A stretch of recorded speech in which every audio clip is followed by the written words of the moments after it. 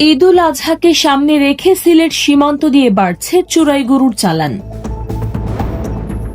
প্রতিদিন পিকআপ ও ট্রাকে করে ভারতীয় গরু প্রবেশ করছে দেশের ভেতরে। তবে অভিযোগ উঠেছে, এসব চোরাচালানে জড়িত রয়েছেন খোদ এক পুলিশ কর্মকর্তা। তদন্তে জানা গেছে, গোয়াইনঘাট থানার এসআই মোহাম্মদ ফারুকুল ইসলাম সজীবের ভিজিটিং কার্ড দেখিয়েই বিভিন্ন চেকপোস্ট পার হচ্ছিল গরুর চালান।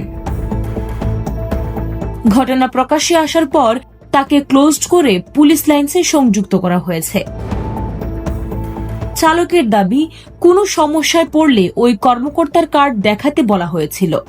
পুলিশ বলছে, নতুন ডিআইজির নির্দেশনায় এখন সীমান্ত এলাকায় চোরাচালান বিরোধী অভিযান জোরদার করা হয়েছে।